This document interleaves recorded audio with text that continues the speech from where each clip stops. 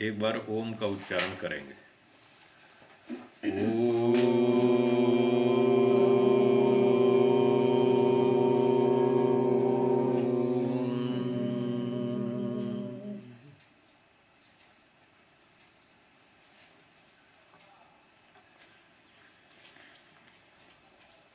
41 की भूमिका। लोकवद व्युत्पन्नस्य वेदार्थ प्रतीतिः उच्यते। भवतु वेदे अपि व्युत्पन्नस्य वेदार्थ प्रतीतिः। कहते हैं कि अभी आपने कहा लोकवत, लोक के समान। सांसारिक शब्दार्थ में जो एक्सपर्ट व्यक्ति है उसके समान व्युत्पन्नस्य वेदार्थ प्रतीतिरुच्यते। जो वेद के शब्दों में एक्सपर्ट हो जाएगा, कुशल हो जाएगा जानने में, तो वो भी वेदार्थ का ज्ञान कर लेगा, ऐसा आपने कहा। चलो मान लेते हैं कि वेद में भी जो व्यक्ति व्युत्पन्न होगा, कुशल होगा, एक्सपर्ट होगा, उसको वेद का अर्थ ज्ञान हो जाएगा। परंतु प्रश्न ये है, बोलिए, परंतु वेदे व्युत्पन्नता भवेत् कथम। परंतु प्रश्न ये है कि वेद में व्यक्ति कुशल होगा कैसे, उसका क्या तरीका है। लौकिक शब्दों में तो एक दूसरे से सीख लेंगे, लौकिक मनुष्यों से सीख लेंगे। वेद में कैसे व्यक्ति कुशल बनेगा। लोके तु त्रिभिर उपायैः आप्तोपदेशात् वृद्ध व्यवहारात् प्रसिद्ध पद सहचारात् भविष्यति लौकिक शब्देषु मनुष्यस्य व्युत्पन्नता। किंतु वेदे लोक में तो 3 उपायों से व्यक्ति कुशल बन जाएगा। आप्तोपदेश से, वृद्धों के व्यवहार से और प्रसिद्ध शब्द के साथ प्रयोग होने से। वहाँ तो 3 उपाय हैं जिनसे लौकिक शब्दों में मनुष्य की कुशलता हो सकती है, समझ में आता है। किंतु वेद में कैसे होगा। तो अगला 41वां सूत्र में कहते हैं, न त्रिभिः अपौरुषेयत्वात् वेदस्य तदर्थस्य अपि अतीन्द्रियत्वात्।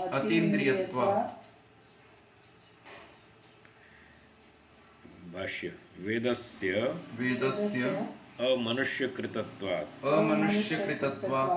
पुनश्च वेदार्थस्य अप्रत्यक्षत्वादपि त्रिभिरुपायैः आप्तोपदेश वृद्ध व्यवहार प्रसिद्ध पद सहचारैः सह संबंधो न भवति। पुनः कथम वैदिक शब्देषु स्यात् व्युत्पन्नो जनः।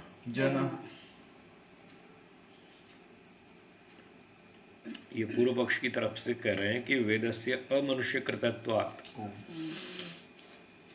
वेद किसी मनुष्य ने तो बनाया नहीं, ठीक है ना, और फिर उसका अर्थ भी अप्रत्यक्ष है।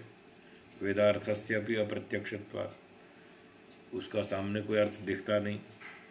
स्वर्ग कामो यजेत, स्वर्ग वाला कामना वाला व्यक्ति यज्ञ करे, ऐसे ऐसे परोक्ष बातें हैं उसमें। तो उसका अर्थ भी सामने नहीं दिखता, और वेद का बनाने वाला कोई मनुष्य भी नहीं है।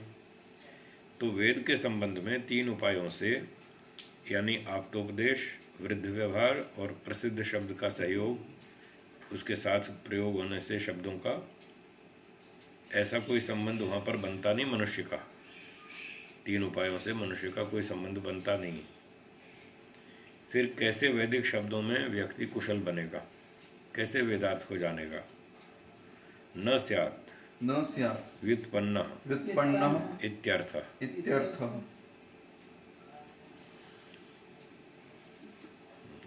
चला। तो किसी भी तरह से व्यक्ति वेद में कुशल नहीं होगा, ये अभिप्राय हुआ, कोई उपाय नहीं हुआ। इति पूर्व पक्षोक्ति ही, इति पूर्व पक्षोक्ति ही, ये पूर्व पक्ष का कथन हुआ। ठीक है। ओम। सूत्रार्थ है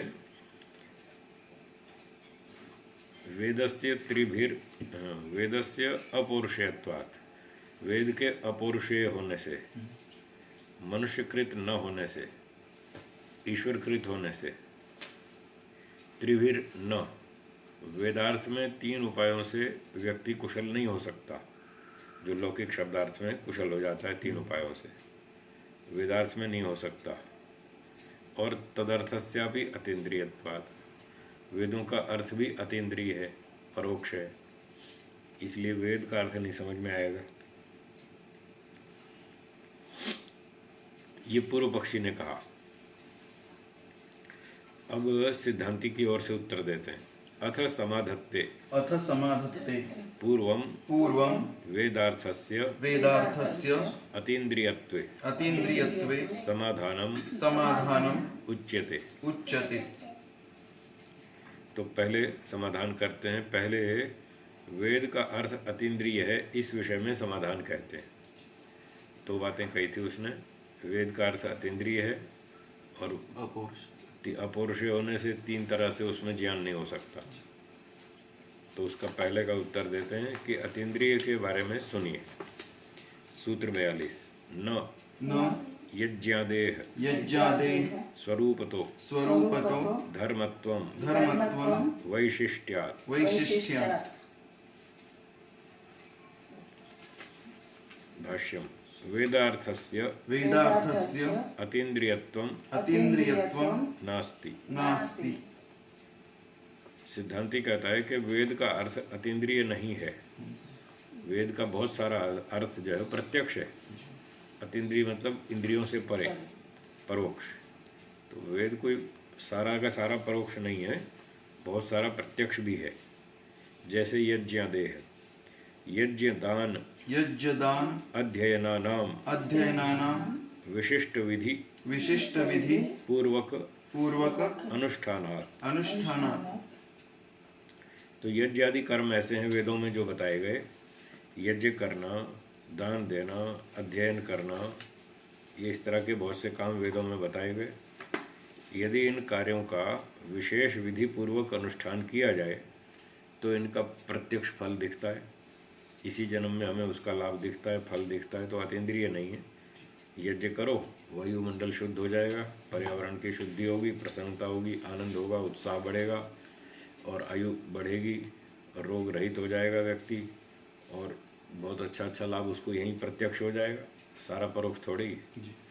ऐसे ही दान देगा तो उसकी लोक में प्रतिष्ठा बढ़ेगी, सम्मान बढ़ेगा, पुण्य मिलेगा, लोगों का सहानुभूति मिलेगी, सद्भावना मिलेगी, सेवा भी होगी। तो दान के फल भी यहाँ प्रत्यक्ष हैं। और अध्ययन का तो सभी जानते हैं। लोग पढ़ाई करते हैं, डिग्री लेते हैं, कॉलेज में जाते हैं और ऊंची ऊंची नौकरी मिलती है, व्यापार होता है, पैसे कमाते हैं, मज़े करते हैं। तो ये सारे यज्ञ आदि और ये जितने भी काम हैं बताए वेदों में, इनका विधि पूर्वक अनुष्ठान किया जाए तो यही तत्काल फल दिखता है। सारा वेद अतीन्द्रिय नहीं है। एक तो ये समाधान हुआ। फिर कहते हैं स्वरूपतः धर्मत्वम, स्वरूपतः तत्तद व्यवहारेण प्रत्यक्षतो धर्मत्वम धर्मफलम उपलभ्यते ही। तस्माद् वेदार्थो न अतीन्द्रियः। तो विधि पूर्वक अनुष्ठान करने से स्वरूप से ही, अर्थात तत्तद व्यवहारेण, जो यज्ञ का व्यवहार करेंगे तो उसका फल, दान दिया तो उसका फल, अध्ययन किया तो उसका फल, जो क्रिया करेंगे बुद्धिपूर्वक प्रत्यक्ष रूप से उसका धर्म फल उपलब्ध होता ही है। यहाँ प्रत्यक्ष ही होता है। इसलिए वेदार्थ जो है वो अतीन्द्रिय नहीं है। ये आरोप लगाना ठीक नहीं है कि वेदार्थ अतीन्द्रिय है इसलिए वो आज समझ में ही नहीं आएगा। ऐसा नहीं आएगा। सूत्रार्थ है यज्ञादेह स्वरूपतो धर्मत्वम वैशिष्ट्यात्। न, आपकी बात ठीक नहीं है, वेदार्थ अतीन्द्रिय नहीं है, क्योंकि जो वेद में यज्ञ आदि कर्म बताए हैं उनका विशेष विधि से यदि पालन किया जाए, अनुष्ठान किया जाए, तो स्वरूपतो धर्मत्वम, तुरंत ही वैसे वैसे कर्मों का वैसा वैसा धर्मफल उपलब्ध होता है। इसलिए वेदार्थ प्रत्यक्ष है, पूरा परोक्ष नहीं है। यच्चोक्तम यच्चोक्तम् अपौरुषेयत्वात् अपौरुषेयत्वात् वेदस्य वेदस्य त्रिभिः सह सह संबंध अभावात् संबंध अभावात् वैदिक शब्देषु वैदिक शब्देषु मनुष्यस्य मनुष्यस्य व्युत्पत्तिर व्युत्पत्तिर् न स्यात्। न स्यात्। और जो आपने आरोप लगाया था कि वेद अपौरुषेय है, वेद तो ईश्वर ने बनाए, मनुष्यों ने नहीं बनाए। अपौरुषेय होने से मनुष्य का 3 उपायों से वैदिक शब्दार्थ संबंध अभाव रहेगा, तो वैदिक शब्दों को वो 3 उपायों से नहीं जान पाएगा। इसलिए वैदिक शब्दों में मनुष्य की व्युत्पत्ति कैसे होगी? नहीं होगी। वैदिक शब्दों में वो कुशल नहीं हो सकता, ऐसा जो आपने आरोप लगाया था। अत्र प्रतिविधीयते, अत्र प्रतिविधीयते। तो इस बात का यहाँ खंडन करते हैं, इसका उत्तर देते हैं। सूत्र 43, निज शक्ति निज शक्ति व्युत्पत्त्या व्युत्पत्त्या व्यवच्छिद्यते। व्यवच्छिद्यते। भाष्यम अपौरुषेयत्वेपि अपौरुषेयत्वेपि वेदस्य वेदस्य वैदिक शब्दानां वैदिक शब्दानाम् अर्थे अर्थे निज शक्ति निज शक्ति स्वाभाविकी शक्ति स्वाभाविकी शक्ति अस्ति। अस्ति। वेद के अपौरुषेय होने पर भी वैदिक शब्दों की अर्थ के प्रकट करने में अपनी शक्ति है, स्वाभाविक शक्ति है। शब्दों की अपनी शक्ति है जिससे मनुष्य कुशल हो जाएगा। शब्दों में अपनी अपनी शक्ति है। कैसे है? आगे पढ़ते हैं। शब्दो न ही शब्दो न हि अर्थमंतरेण अर्थमन्तरेण भवति। भवति। कोई भी शब्द अर्थ के बिना नहीं होता। हर एक शब्द का कोई ना कोई अर्थ होता है। गच्छति इति गौ, अब गौ है तो शब्द है तो कोई अर्थ भी होगा, उसमें कोई ना कोई धातु होगी, कोई प्रत्यय होगा, उससे उसका अर्थ निकल आएगा। तो शब्दों में अपनी स्वाभाविक शक्ति होती है अर्थ को व्यक्त करने की। शब्दार्थ संबंधो शब्दार्थ संबंधो नित्यः। नित्यः। तो महाभाष्य में बताया है, व्याकरण महाभाष्य में, कि शब्दार्थ संबंध नित्य है। शब्द है तो कोई ना कोई अर्थ भी होगा, उसका अर्थ के साथ नित्य संबंध है। शब्दैः सह शब्दैः सह खलु अर्थ संबंधेन खलु अर्थ संबंधेन अवश्यम भाव्यम अवश्यं भव्यम् एव। एव। शब्दों के साथ अर्थ का संबंध अवश्य ही होना चाहिए। स्वाभाविकी स्वाभाविकी सा अर्थ शक्ति सा अर्थ शक्ति व्युत्पत्त्या व्युत्पत्त्या व्यवच्छिद्यते। व्यवच्छिद्यते। विशेषतो विशेषतो अवच्छिद्यते अवच्छिद्यते संबध्यते संबध्यते तद्व्युत्पत्त्या तद्व्युत्पत्त्या मनुष्योऽपि मनुष्योऽपि व्युत्पन्नो व्युत्पन्नो वेदार्थ ज्ञाने वेदार्थ ज्ञाने भवति। भवति। तो कह रहे शब्द का कोई ना कोई अर्थ तो अवश्य होना ही चाहिए, क्योंकि शब्द का अर्थ के साथ संबंध नित्य है। शब्द है तो कोई अर्थ भी होगा, उसका संबंध नित्य है। वैदिक शब्द, वैदिक शब्दों का, वेद की बात चल रही है। तो वो जो स्वाभाविकी अर्थ शक्ति है शब्दों में, वो व्युत्पत्ति के माध्यम से, जैसे मैंने अभी बताया गच्छति इति गौ, इसको व्युत्पत्ति कहते हैं। कि शब्द कैसे बना, उसमें क्या धातु है, क्या प्रत्यय है, इस प्रकार से शब्द का कोई ना कोई अर्थ निकल ही आता है धातु आदि से। तो उससे व्यवच्छिद्यते, विशेष रूप से संबध्यते, मनुष्य उस शब्दार्थ के साथ जुड़ जाता है। शब्द की अपनी शक्ति के कारण मनुष्य उस शब्दार्थ के साथ वो जुड़ जाता है। तद व्युत्पत्तिया मनुष्योपि व्युत्पन्नो वेदार्थ ज्ञाने भवति। उस व्युत्पत्ति की सहायता से मनुष्य भी वेद का अर्थ जानने में कुशल हो जाता है। वो धातु व्याकरण पढ़ता जाता है। गच्छति इति कौ देवो दानाद्वा दीपनाद्वा द्योतनाद्वा द्युस्थानो भवति इति वा। ऐसे ऐसे वो कुशल हो जाता है वैदिक शब्दों में भी। साच साच आदि महर्षिभिः आदिमहर्षिभिः अध्यात्म अध्यात्म प्रत्यक्षेण प्रत्यक्षेण साक्षात्कृता। साक्षात्कृता। वो जो शब्दों की नैतिक शक्ति है, अपनी शक्ति है, वैदिक शब्दों में जो अपनी शक्ति है, निज शक्ति, वो आरंभ के जो 4 ऋषि हुए थे, अग्नि, वायु, आदित्य और अंगिरा, उन ऋषियों के द्वारा अध्यात्म प्रत्यक्ष के द्वारा साक्षात की गई। आंतरिक प्रत्यक्ष से वो समाधि लगा करके वो जानी गई भी इस किस शब्द में कौन सा अर्थ है, कौन सी व्युत्पत्ति है जिससे ये शब्द बन रहा है। इस प्रकार से पुनश्च पुनश्च नैरुक्त शैल्या नैरुक्तशल्य निर्वचनेन शिष्येभ्यो विश्लिष्य विश्लिष्य ज्ञाप्यते। ज्ञाप्यते।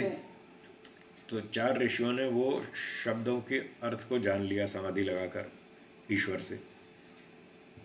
भले ईश्वर ने बनाए वेद, तो भी ऋषियों ने ईश्वर से समाधि लगाकर वो अर्थ जान लिए और उसमें वो कुशल हो गए उन शब्दों की अर्थ शक्ति से। और फिर उन्होंने निरुक्त शैली से निर्वचन के द्वारा अपने शिष्यों को विश्लेषण करके वो बता दिया, भाई इस धातु, इस शब्द में ये धातु है, गमलरी गतौ, और फिर गच्छति इति गतौ, गच्छति इति गौ, और ऐसे ऐसे समुद्र कस्मात् असमन्ता द्रवंती जलानि अस्मिन् इति समुद्र। ऐसे ऐसे एक एक शब्दों को उन्होंने उसका विश्लेषण करके समझा दिया अपने शिष्यों के लिए निर्वचन शैली से। तो इस प्रकार से मनुष्य वैदिक शब्दों में भी कुशल हो जाता है, हो सकता है। तस्मात् न दोष, न दोष। इसलिए इसमें कोई दोष नहीं है, बिल्कुल ठीक बात है। वेद अतीन्द्रिय होते हुए भी मनुष्य, वेद अपौरुषेय होते हुए भी मनुष्य वेदार्थ में कुशल हो सकता है। अब देखिए कितना अच्छा साफ बता रहे सांख्यकार कि ईश्वर ने समाधि में उन 4 ऋषियों को ज्ञान दिया, ऋषियों ने वो ज्ञान प्राप्त किया और फिर उसको अच्छी तरह समझकर दूसरों को सिखाया। फिर कहते सांख्यकार नास्तिक इनको इतना समझ में नहीं आता, क्या पढ़ते हैं सांख्य को ये लोग। सूत्रार्थ है निज शक्तिर व्युत्पत्त्या व्यवच्छिद्यते।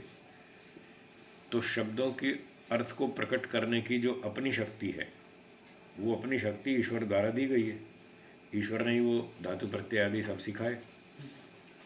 तो शब्दों में जो अपनी शक्ति है अर्थ को बताने की, उस शक्ति, वह शक्ति व्युत्पत्ति के माध्यम से, ढंग से व्यवच्छिद्यते, मनुष्य के साथ जुड़ जाती है और मनुष्य भी वेदार्थ में कुशल हो जाता है और वो वेदार्थ को समझ लेता है, इसलिए उसमें कोई समस्या नहीं है।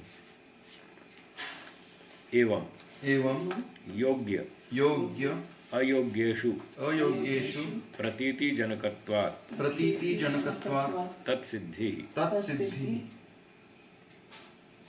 भाष्य इंद्रिय योग्येषु लौकिक शब्दार्थेषु तथा इंद्रिय अयोग्येषु अतीन्द्रियेषु वैदिक शब्दार्थेषु प्रतीति जनकत्वात् ज्ञान जनकत्व साम्यात् व्युत्पत्ति सिद्धिर्भवति। यया वेदार्थ ज्ञाने मनुष्यो व्युत्पन्नो जायते। कहते हैं इंद्रिय योग्येषु, इंद्रियों के योग्य विषयों में, अर्थात लौकिक शब्दार्थेषु, लौकिक शब्दों के अर्थों में, तथा इंद्रिय अयोग्येषु अतीन्द्रियेषु वैदिक शब्दार्थेषु, और जो इंद्रियों के अयोग्य हैं, इंद्रियों से नहीं जाने जाते, अतीन्द्रिय हैं, उन वैदिक शब्दों के अर्थों में, दोनों में एक विशेषता है प्रतीति जनकत्वात्, इसी को खोला ज्ञान जनकत्व साम्यात्। लौकिक शब्दों में भी एक क्षमता है कि वो अर्थ का ज्ञान उत्पन्न करते हैं, वैदिक शब्दों में भी एक क्षमता है कि वो अर्थ का ज्ञान उत्पन्न करते हैं। ये बात दोनों शब्दों में है कि वो अर्थ का ज्ञान कराते हैं। इस कारण से व्युत्पत्ति सिद्धिर्भवति, इस कारण से शब्द की व्युत्पत्ति की सिद्धि हो जाती है, उसका अर्थ ज्ञान हो जाता है कि किस शब्द का क्या अर्थ है। या जिस व्युत्पत्ति की सहायता से वेदार्थ ज्ञान में मनुष्य कुशल हो जाता है, इसलिए कोई समस्या नहीं है। वेदार्थ ज्ञान को व्यक्ति मनुष्य जान सकता है, उसके लिए कोई आपत्ति नहीं है।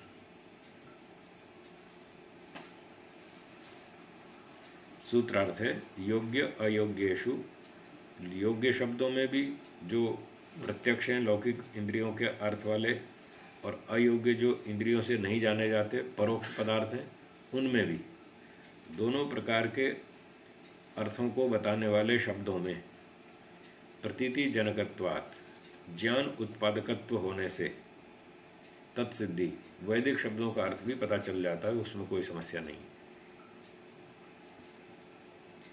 तो ये एक प्रसंग पूरा हो गया जिसमें यह बताया कि वेद का अर्थ भी मनुष्य जान सकता है और अच्छी तरह से उसमें कुशल हो सकता है और वेद को समझ सकता है, उसका पालन कर सकता है, लाभ उठा सकता है। अब आगे कहते हैं यद्यपि वैदिक शब्दानाम अर्थे स्वाभाविकी शक्तिरस्ति तथापि कहते हैं यद्यपि वैदिक शब्दों में अर्थ को प्रकट करने की स्वाभाविक शक्ति है, फिर भी अब एक नया प्रसंग शुरू होता है। सूत्र 45 न नित्यत्वं वेदानां कार्यत्व श्रुतेः। भाष्य स्वाभाविक अर्थशक्तिमताम् अपि वेदानां मंत्रसमूहानां नित्यत्वं यथास्वं वर्तमानत्वं नास्ति। स्वाभाविक अर्थ शक्ति वाले, स्वाभाविक रूप से अर्थ को प्रकट करने की शक्ति है जिनमें, ऐसे वेदों के मंत्र समूहों का, जो कि वेदों के मंत्र हैं, अध्याय हैं, सूक्त हैं, ये सारे मंत्रों का नित्यत्वम यथास्वम वर्तमानत्वम नास्ति। जैसे वेद हैं ये सदा यूं के यूं नहीं रहेंगे, वेद नित्य नहीं हैं, अनित्य हैं। अब ये प्रसंग चल रहा है, दो पक्ष चलेंगे, एक पूर्व पक्ष एक सिद्धांत पक्ष। एक कहेगा वेद नित्य नहीं है, दूसरा कहेगा नित्य है।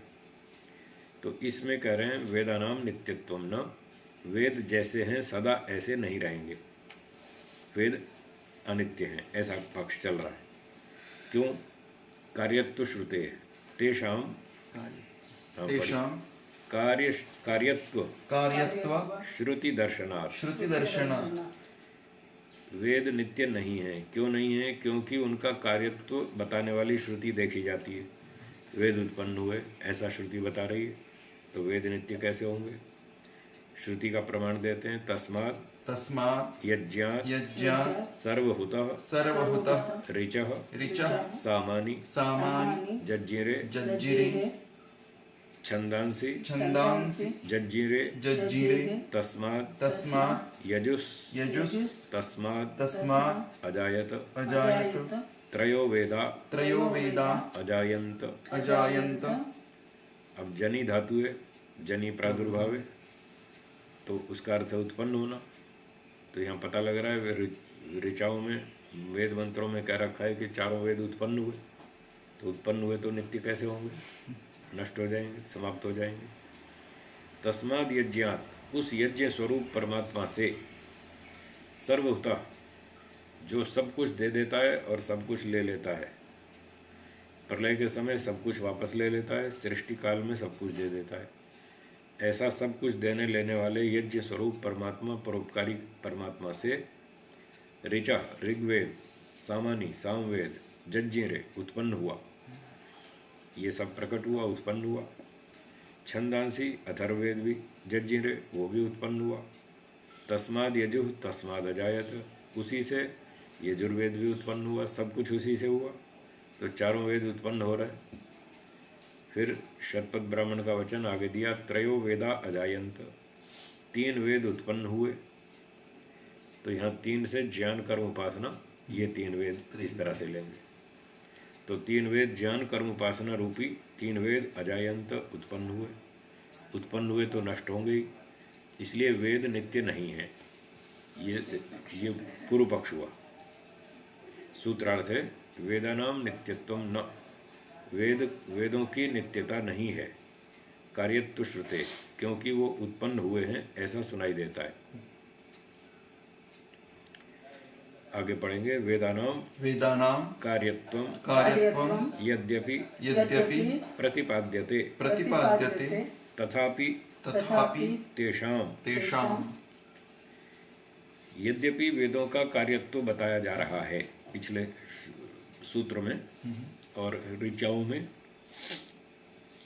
वेदों का कार्यत्व बताया जा रहा है, फिर भी उन वेदों का न पौरुषेयत्वम तत्कर्तुः पुरुषस्य अभावात्। भाष्यम, पुरुषकृतत्वम नास्ति तद्भिन्नस्य ईश्वरस्य एव कार्यम् अस्ति तेन कृतत्वात्। यद्यपि वेद कार्य रूप हैं, नष्ट हो जाएंगे, फिर भी वे पुरुषकृतत्व न अस्ति, वे पुरुषकृत तो नहीं है, मनुष्यकृत तो नहीं है वेद, क्योंकि तद भिन्न से ईश्वर से ही कार्यम अस्ति, मनुष्यों से भिन्न ईश्वर का ही कार्य है। तेन कृतत्वात्, वेदोत्पत्ति उसी के द्वारा की गई है, इसलिए वो मनुष्यों का तो काम नहीं है, उनके बस का नहीं है। उक्तम यथा तस्माद् यज्ञात् सर्वहुतः ऋचः सामानि जज्जिरे, जैसा कि श्रुति में बताया गया है, तस्माद् यज्ञात् सर्वहुतः, उसी परमात्मा से उत्पन्न हुए। पिछले मंत्र में उत्पन्न हुए ये बात प्रमुख थी, वेद उत्पन्न हुए ये दिखाना था। इस मंत्र में ये बता रहे हैं, इस सूत्र में, कि उस परमात्मा से उत्पन्न हुए, इस पर ध्यान दिया गया। कुतो न पुरुषकृतत्वम वेदानाम, तो प्रश्न हुआ कि वेद मनुष्यकृत क्यों नहीं मान लिए जाए, वेदों की रचना मनुष्यों ने की, ऐसा क्यों न मान लिया जाए। उच्यते, इसका उत्तर देते हैं, तेषाम कर्तुः पुरुषस्य अविद्यमानत्वात्,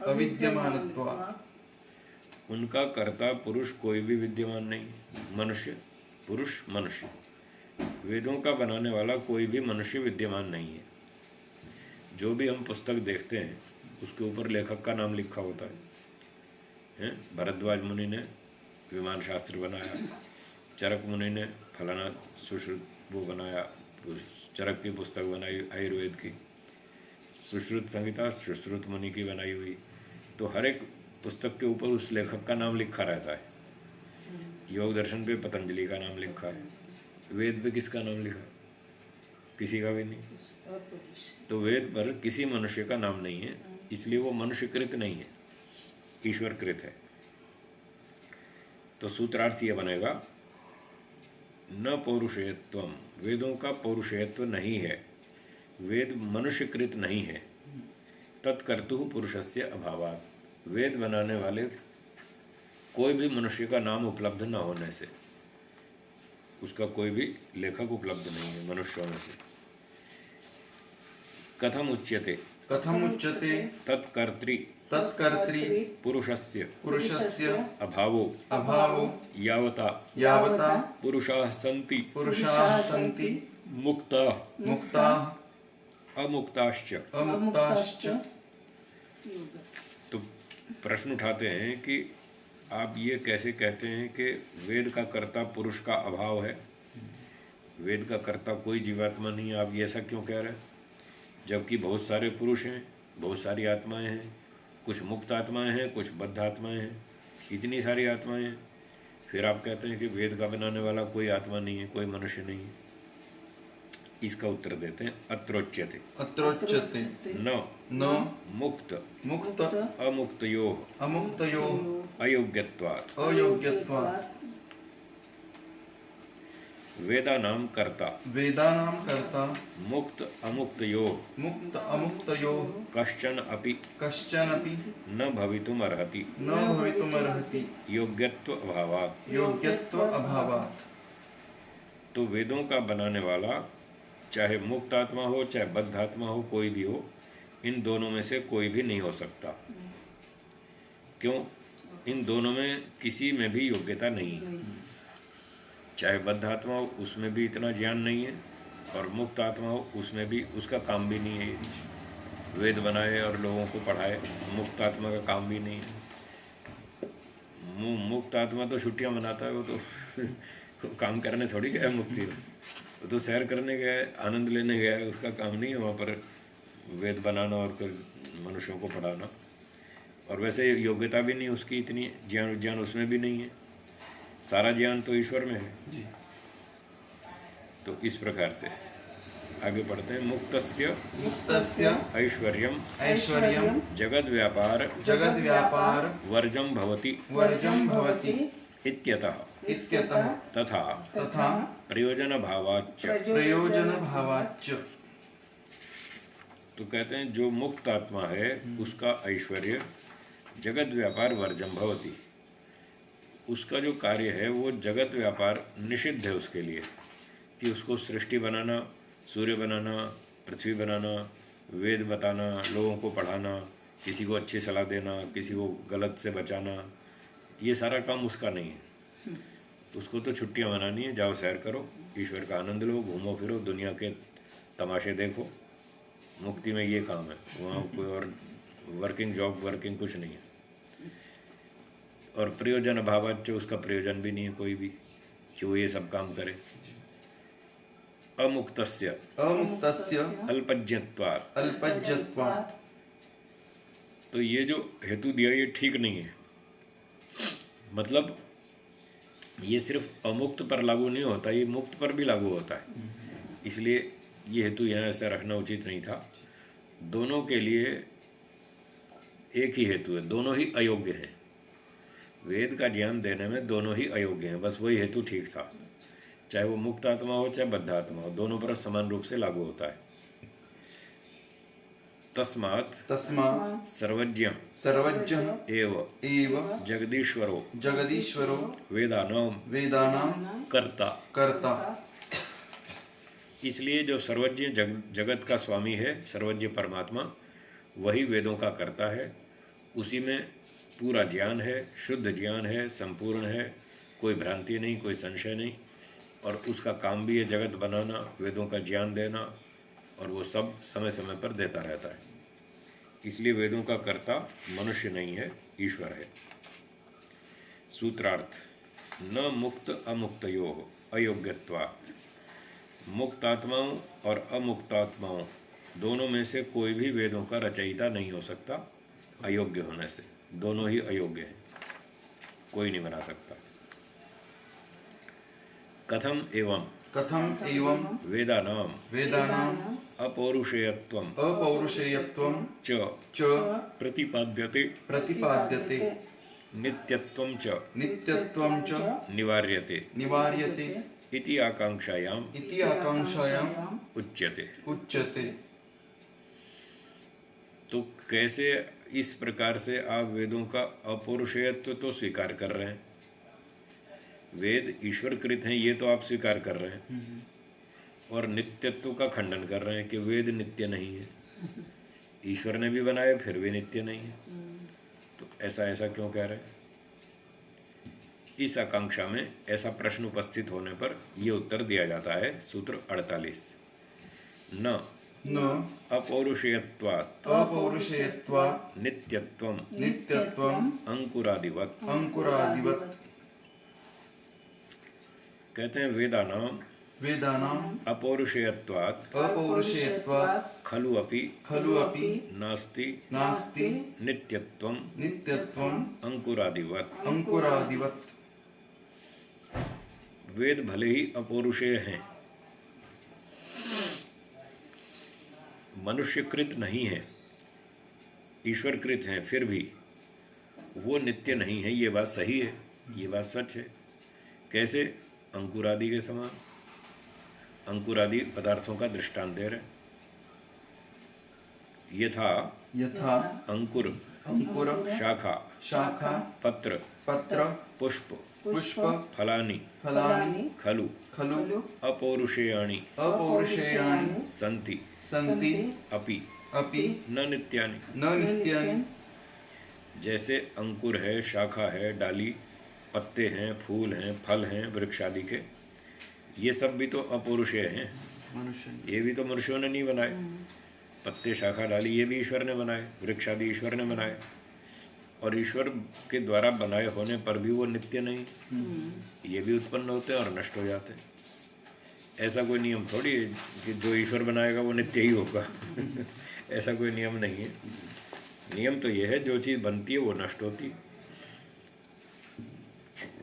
पत्ते, शाखा, डाली सब बने हैं तो ये नष्ट हो जाएंगे। इसी तरह से तानि अपि तानि अपि वेदवत् वेदवत् ईश्वर कृतानि ईश्वरकृतानि कार्याणि। कार्याणि। तो ये सारे वृक्ष, पत्ते, शाखा आदि भी वेदों के समान ईश्वर कृत कार्य हैं। ये भी ईश्वर से बनाए गए। जब पत्ते, शाखा, डाली नष्ट हो जाएंगे तो वेद भी हो जाएंगे, दोनों ही उत्पन्न हुए। ये समानता है। तथापि तथापि यथा यथा अंकुरादीनि अंकुरादीनि प्रवाहेण प्रवाहेण नित्यानि नित्यानि प्रतिकल्पे प्रतिकल्पे प्रवर्तनात् प्रवर्तनात् तथैव तथैव वेदानां वेदानां प्रावाहिक प्रावाहिक नित्यत्वं नित्यत्वं तु तु अस्ति एव अस्ति एव प्रतिकल्पे प्रतिकल्पे प्रवर्तनात्। प्रवर्तनात्। तो जैसे अंकुर आदि प्रवाह से नित्य हैं, प्रत्येक सृष्टि में अंकुर से आगे वृक्ष, शाखा, पत्ते होते जाते हैं, फिर अगला बीज बनता है, बीज से फिर अगला अंकुर और फिर अगले अंकुर से अगला बीज। जैसे यहाँ सारी सृष्टि में ये क्रम चलता रहता है और जब प्रलय हो जाती है तब ये सारा समाप्त हो जाता है और अगली सृष्टि में फिर पत्ते, शाखा, डाली, अंकुर फिर पैदा हो जाते हैं। तो प्रवाह रूप से तो वो भी नित्य है, हर सृष्टि में होते जाते हैं। तो इसी प्रकार से वेदों का भी प्रावाहिक नित्यत्व तो है ही। वेद भी ऐसे ही प्रत्येक सृष्टि में नए नए उत्पन्न होते हैं, सृष्टि काल में रहते हैं, प्रलय में वो भी समाप्त हो जाते हैं, जीवात्माओं से छूट जाते हैं, अलग हो जाते हैं, जीवात्माएं भूल जाती हैं, सो जाती हैं और फिर अगली सृष्टि में ईश्वर दोबारा वेद का ज्ञान देता है और इस प्रकार से फिर वेद प्रवाह से नित्य हो जाता है। तो प्रत्येक कल्प में उसकी प्रवृत्ति फिर चल पड़ती है वेदों की। एवं एवं ज्ञान रूपो ज्ञान रूपो वेदस्तु वेदस्तु नित्यः एव। नित्यः एव। इस प्रकार से ज्ञान के रूप में तो वेद नित्य ही है और ये कागज़, पत्रे, पुस्तक, अक्षर, स्याही ये सब अनित्य है, ये उत्पन्न हुए, ये नष्ट हो जाएंगे। और मनुष्यों को वेदों का ज्ञान प्राप्त हुआ वो खो जाएगा, समाप्त हो जाएगा, छूट जाएगा। ज्ञान अनित्य है, मनुष्य सीखता है और भूल जाता है और अगली पीढ़ी को जब तक पढ़ाता रहेगा तब तक याद रहेगा, पढ़ाना छोड़ देगा वो ख़त्म हो जाएगा। और जब प्रलय होगी तो सारे मनुष्य सो जाएंगे, तब सब भूल भाल जाएंगे। नई सृष्टि में ईश्वर फिर नया ज्ञान देगा। इस तरह से वेद को समझना चाहिए। सूत्रार्थ हुआ न अपौरुषेयत्वात् नित्यत्वम अंकुरादिवत्। जैसे अंकुर आदि पत्ते, शाखा, डाली ईश्वर के द्वारा बनाए जाते हैं फिर भी वो नित्य नहीं हैं, ऐसे ही वेद भी ईश्वर के द्वारा बनाए गए हैं तब भी नित्य नहीं हैं, ये अनित्य ही हैं। पुनः पुनः तेषामपि तेषामपि तद्योगे तद्योगे दृष्टबाध दृष्टबाध आदि प्रसक्तेः आदि प्रसक्तेः अंकुरादीनां अंकुरादीनाम् अपि अपि पुरुषकर्तृत्व पुरुषकर्तृत्व योगे योगे स्वीकारे स्वीकारे लोकदृष्ट लोकदृष्ट बाधो बाधो अदृष्टकल्पनम अदृष्टकल्पनं च च प्रसज्यते। प्रसज्यते। किसी ने कहा कि ये अंकुर आदि भी मनुष्यों के द्वारा मान लो, ईश्वर कृत क्यों मानते हो? ये अंकुर पत्ते शाखा डाली भी कोई मनुष्य बनाता होगा रात को? हम तो सो जाते हैं, दिन में कोई बनाता दिखता नहीं, रात को कोई चुपके से आके बना जाता होगा। ऐसी कल्पना कर लो।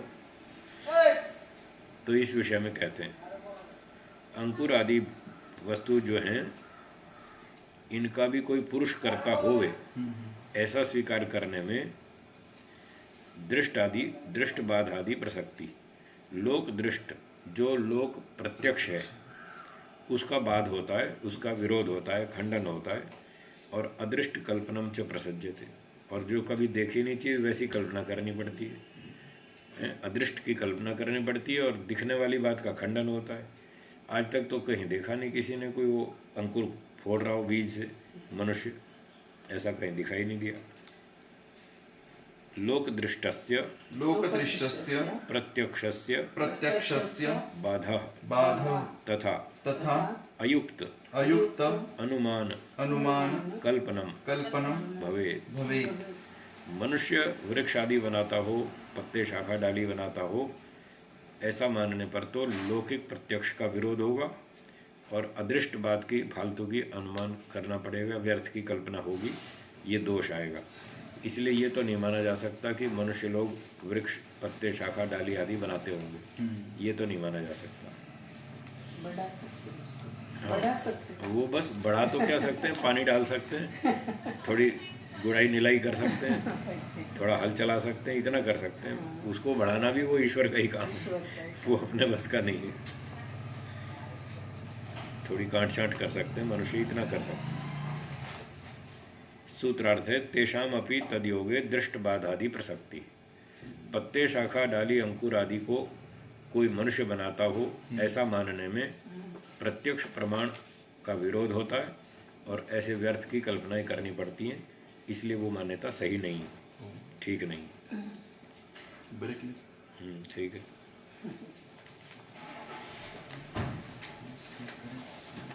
इसको लगाइए पॉज।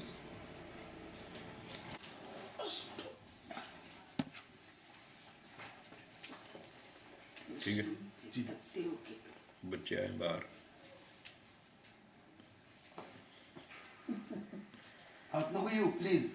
ए बाहेरच खेळा ना, तिच्या घरी जा।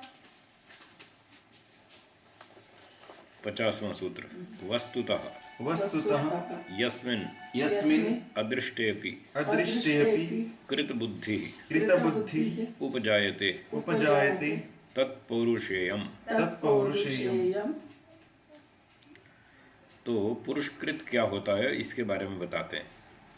यस्मिन् यस्मिन् ही अदृष्टेऽपि हि अदृष्टेऽपि कर्तृत्व योगे कर्तृत्वयोगे पुरुषकृतत्व पुरुषकृतत्व निश्चयः निश्चयः संजायते संजायते तत्खलु तत्खलु पुरुषकृतं पुरुषकृतं पुरुषकार्यं पुरुषकार्यं न च न च तथा तथा अंकुरादौ अंकुरादौ जायते जायते न हि न हि वेदेषु वेदेषु अपि। अपि।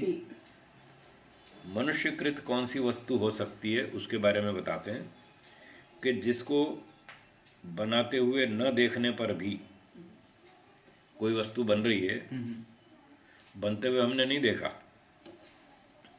कब बनी, कैसे बनी, किसने बनाई, कुछ नहीं देखा, न देखने पर भी पुरुष कृतत्व निश्चय संजायते, उसको उसकी रचना देखने से ऐसा लगता है कि ये तो मनुष्य की बनाई हुई है। जैसे ये टेलीफोन है, रिमोट है, टेलीविज़न है, कैमरा है, मोबाइल फ़ोन है, तो इन चीज़ों को हमने बनते तो नहीं देखा, सब चीज़ें वहाँ फैक्ट्री में बनती हैं, तो भी इनको देखकर ये लगता है ये तो मनुष्य की बनाई है, ऐसा अंदर से हमको लगता है। तो वो मनुष्य की बनाई हुई है, जिसको बनता हुआ न देखने पर भी अंदर से ही आवाज़ आती है कि ये तो मनुष्य की बनाई हुई है। बस वही मनुष्य की बनाई हुई होती है, वो पुरुष का कृत कार्य है। परंतु ऐसी अनुभूति अंकुर आदि में नहीं उत्पन्न होती कि अंकुर आदि भी मनुष्यों ने बनाए होंगे। अंकुर वृक्ष आदि के विषय में अंदर से ऐसी आवाज़ नहीं आती कि ये भी मनुष्यों ने बनाए होंगे, जैसे टेलीफोन, मोबाइल फ़ोन आदि। और वेदों के बारे में भी ऐसी आवाज़ नहीं आती अंदर से कि ये मनुष्यों ने बनाए होंगे, इसलिए ये मनुष्य कृत नहीं। मनुष्य के ये है, इतनी सारी ये नहीं है शक्ति। हाँ जी। यही इसी से ही लगता है ना। हाँ, मनुष्य की, अंदर से। हाँ, इंट्यूशन कह दीजिए। हाँ, अंदर से आवाज़ जो आती है ना, वो ये मर्यादा है मनुष्य के जी काम के। बनाएगी। हवाई जहाज़ को देखो तो लगता है ये मनुष्य का बना है, रेलगाड़ी को देखो तो लगता है ये मनुष्य की बनाई है। पर वृक्ष, फल, फूल ये तो मनुष्य के नहीं लगते। बस तो अंदर से भी आवाज़ आती है, वो भी एक प्रमाण है। उससे भी पता चलता है कि कौन सी चीज़ मनुष्य की है और कौन सी दूसरे की बनाई हुई है, ईश्वर आदि की। सूत्रार्थ, यस्मिन् अदृष्टे अपि कृत बुद्धि उपजायते तत्पौरुषेयम्। जिस किसी वस्तु को बनते हुए न देखने पर भी अंदर से ऐसी बुद्धि उत्पन्न होती है, ऐसा विचार उत्पन्न होता है, ये तो मनुष्य की बनाई हुई है। बस वही चीज़ मनुष्य की होती है। वेद और अंकुर ऐसे नहीं है कि जो मनुष्य के बनाए हुए लगते हों, ये बात। और अब बहुत अच्छी बात बताते हैं, ये सांख्यकार को आस्तिक सिद्ध करने वाला सूत्र है। वेदानां तु निज शक्ति निज शक्ति अभिव्यक्तेः अभिव्यक्तेः स्वतः प्रामाण्यम। स्वतः प्रामाण्यम। कहते हैं वेदानां तु स्वाभाविक्या शक्त्या वेदानां तु स्वाभाविक्या स्वाभाविक्या शक्त्या शक्त्या अभिव्यक्तिमत्वात् अभिव्यक्तिमत्वात् अपौरुषेय शक्त्या जगदीश्वरस्य निज शक्त्या अभिव्यक्तिमत्वात् स्वतः प्रामाण्यम अस्ति न हि परतः प्रामाण्यम पौरुषेयाणाम इव। इस सूत्र में बता रहे हैं कि वेदों की जो स्वाभाविक शक्ति है, वेदों की जो अभिव्यक्ति है, वो ईश्वर की स्वाभाविक शक्ति से हुई है। ईश्वर एक पदार्थ है जो सर्वशक्तिमान है, सर्वज्ञ है, सर्वकर्ता है, सृष्टि का कर्ता है, पालन करता है, न्याय करता है। ऐसे परमात्मा की अपनी शक्ति है, उसकी अपनी शक्ति से वेद प्रकट हुए, तो वो तो सर्वज्ञ है। इसलिए अपौरुषेय शक्ति से, परमात्मा की अपनी शक्ति से प्रकट होने की वजह से स्वतः प्रामाण्यम, वे स्वतः प्रमाण है। उसको प्रमाणित करने के लिए और किसी प्रमाण की आवश्यकता है ही नहीं। स्वयं सर्वज्ञ ईश्वर का वचन है वो। अब इससे बड़ा और क्या प्रमाण चाहिए, जो सांख्यकार को हम नास्तिक बता रहे हैं। इससे बड़ा और क्या प्रमाण चाहिए कि ईश्वर की अपनी शक्ति से प्रकट हुए। सांख्यकार कह रहा है न ही परतः प्रामाण्यम पौरुषेणामिव। जैसे पुरुषकृत ग्रंथों को प्रमाणित करने के लिए अन्य प्रमाण की ज़रूरत होती है। कोई गणित की पुस्तक है, कोई केमिस्ट्री की है, फिजिक्स की है, कोई और सब्जेक्ट की है, तो वो ठीक भी हो सकती है, गलत भी हो सकती है। मनुष्य की बनाई है, मनुष्य अल्पज्ञ है, वो भूल कर सकता है, तो उसको कन्फर्म करने के लिए कोई और प्रमाण चाहिए। ईश्वर की बनाई 4 वेद वाली पुस्तकों को प्रमाणित करने के लिए और किसी का प्रमाण नहीं चाहिए, सर्वज्ञ परमात्मा का वचन होने से। इतनी अच्छी बात बताई, स्पष्ट। सूत्रार्थ है ईश्वर की अपनी शक्ति से प्रकट होने के कारण वेदों का स्वतः प्रामाण्य है, वो स्वयं प्रमाण है। उनको सिद्ध करने की और कोई प्रामाणिकता आवश्यकता नहीं। अब आगे पढ़ते हैं। अथ पंचचत्वारिंशम सूत्रम आरभ्य एकपञ्चाशत् तम सूत्र पर्यंतम सूत्रक्रमस्य अन्यो व्याख्यामार्गः पंचचत्वारिंशम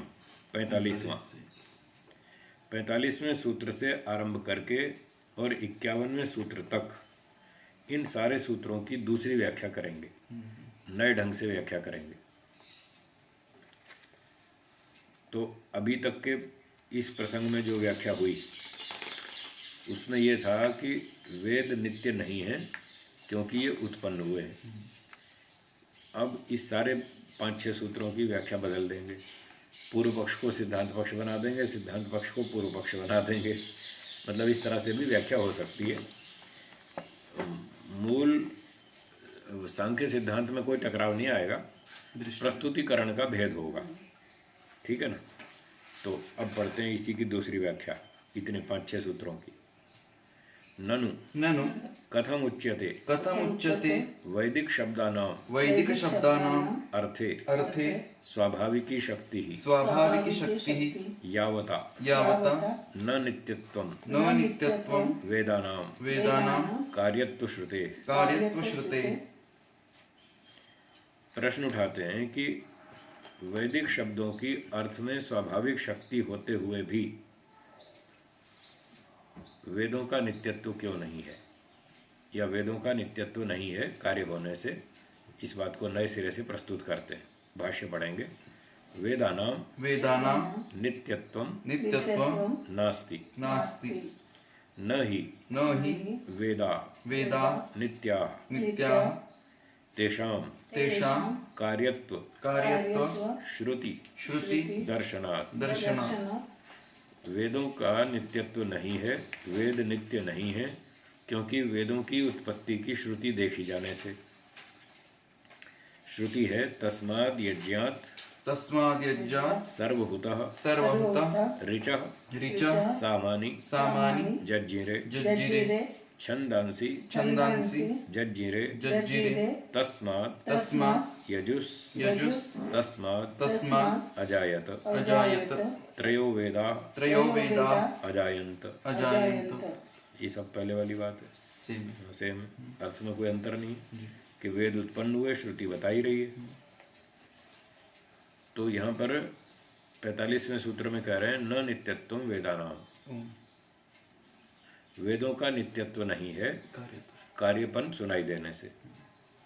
समाधत्ते समाधान करते हैं, न पौरुषेयत्वं तत्कर्तुः पुरुषस्य अभावात् वेदानां कार्यत्वं उच्यते पुनः कार्यत्वं आश्रित्य ही तेषां अनित्यत्वं साध्यते। सिद्धांति कहता है कि आप कह रहे हैं वेद कार्य रूप हैं, वेद उत्पन्न हुए कार्य स्वरूप हैं, और उनका कार्यत्व के आधार पर फिर आप उनका अनित्यत्व सिद्ध करते हैं, क्योंकि जो वस्तु उत्पन्न होती है वो अनित्य होती है। ये तो ठीक बात है। तो आप इस तरह से अपनी बात को प्रस्तुत कर रहे हैं कि वेद उत्पन्न हुए और फिर वो नष्ट हो जाएंगे, परंतु कार्यस्य कर्त्रा भाव्यम किंतु तत्कर्तुः तेषां वेदानां कर्तुः पुरुषस्य अभावात् पौरुषेयत्वं पुरुषकृतत्वं कार्यत्वं नास्ति। तो आप यूं बात को कह रहे हैं कि वेद कार्य रूप हैं, वेद उत्पन्न हुए और कार्यता उनकी सिद्ध करके फिर आप उसको अनित्य सिद्ध करना चाहते हैं। किसी भी कार्य का तो कर्ता होना चाहिए, ये नियम है। कर्ता के बिना कोई कार्य होता नहीं। किंतु वेदों के बनाने वाला कोई पुरुष तो है ही नहीं, किसी मनुष्य ने वेद बनाए नहीं। तो इसलिए वेदों के कर्ता पुरुष का अभाव होने से पौरुषेयत्वं पुरुषकृतत्वं कार्यत्वं नास्ति। वेदों का पुरुषकृतत्व नहीं है, मनुष्य कृतत्व नहीं है। वेद किसी मनुष्य ने नहीं बनाए। पुनः कार्यत्वं अवलंब्य अनित्यत्वं वेदानां न सिद्ध्यति। तो जब वेदों का कार्यपन ही सिद्ध नहीं हो रहा कोई बनाने वाला मनुष्य तो है ही नहीं, तो कार्यपन ही जब सिद्ध नहीं हुआ तो उसके आधार पे आप अनित्यता कैसे सिद्ध कर सकते हैं। इसलिए अनित्यता भी वेदों की सिद्ध नहीं होती, वेद नित्य हैं। इस पक्ष में ये सिद्धांत है इस व्याख्या में। स्वामी हाँ बोलिए। इसका थोड़ा अर्थ बता सकते हैं? तस्माद यज्ञाति, उस यज्ञ स्वरूप परमात्मा से, हाँ यज्ञ नाम परमात्मा का है, हाँ, अच्छा, जो देवों का सम्मान करता है, विद्वानों का सम्मान करता है और सब देता लेता है, ऐसे सब कुछ देने लेने वाले यज्ञ परोपकारी परमात्मा से सर्वभूता, जो सब कुछ लेता भी है और देता भी है। जब सृष्टि बनती है तो सब कुछ दे देता है, जब प्रलय होती है तो सब कुछ वापस ले लेता है। तो सब कुछ लेने देने वाले परमात्मा से सर्वभूता ऋचः सामानी जज्जीरे, ऋग्वेद और सामवेद उत्पन्न हुआ। उस परमात्मा से ऋग्वेद सामवेद उत्पन्न हुआ, जो यज्ञ स्वरूप है, जो सब कुछ लेता देता है। ऐसे परमात्मा से ऋग्वेद और सामवेद उत्पन्न हुआ। और छंदांसी जज्जीरे तस्मात्, उसी परमात्मा से अथर्ववेद उत्पन्न हुआ। छंद यहाँ अथर्ववेद का नाम है। और तस्माद यजुस तस्माद अजायत, उसी से यजुर्वेद भी उत्पन्न हुआ। सब कुछ चारों वेद उसी से उत्पन्न हुए, ये इस मंत्र का अर्थ है। और त्रयो वेदा अजायंत, 3 वेद उत्पन्न हुए परमात्मा से। तो 3 वेद से यहाँ तात्पर्य है ज्ञान, कर्म और उपासना। जो 3 वेदों के विषय हैं वो 3 वेद। तो ज्ञान रूप, कर्म और उपासना रूपी 3 वेद परमात्मा से उत्पन्न हुए, ये अर्थ हो गया। कहीं वेदों को एक वचन में कहते हैं, कहीं 3 बोल देते हैं, कहीं 4 बोल देते हैं, कहीं पर अनंत भी कह देते हैं, अनंता वही वेदा। तो हर जगह पर उसका तात्पर्य अलग अलग है। अगर ये कहा जाए कि वेदः नित्यः, वेद नित्य है, तो वहाँ एक वचन में ज्ञान अर्थ लेंगे। वेद का जो ज्ञान है वो नित्य है। 3 वेद बोलेंगे तो ज्ञान, कर्म, उपासना 3 विषय की दृष्टि से 3 वेद हो जाएंगे। फिर 4 वेद बोलेंगे तो संहिता के रूप में जो 4 पुस्तकें हैं, ऋग्वेद, यजुर्वेद, सामवेद, अथर्ववेद, वो 4 हो गए वेद। और कहीं बोलेंगे अनंता वही वेदा, तो वहाँ अर्थ की दृष्टि से बोलेंगे। वेदों के अर्थ अनंत हैं, ठीक है ना। तो वे एक शब्द के अनेक अर्थ होते ही हैं। इस तरह से वेदों के अर्थ अनेक हैं, अनंत हैं। तो इस प्रकार से अर्थ जानना चाहिए, तो ये संगति बन जाती है सब जगह पर। ठीक है जी, आगे चलें। 46वां भी सेम ही लग रहा है ना लगभग? नहीं, सूत्र तो सेम है, नहीं, व्याख्या भी सेम ही कर दी, व्याख्या भी सेम है, कुछ विशेष फर्क नहीं दिखता। अंतर केवल इतना है, वहाँ पूर्व पक्ष था, यहाँ सिद्धांत पक्ष है, पक्ष बदल गया। वहाँ सिद्धांत पक्ष ये था कि वेद अनित्य है। पिछली व्याख्या में वेद अनित्य है, ये सिद्धांति का पक्ष था। यहाँ वेद नित्य है, ये सिद्धांति का पक्ष है।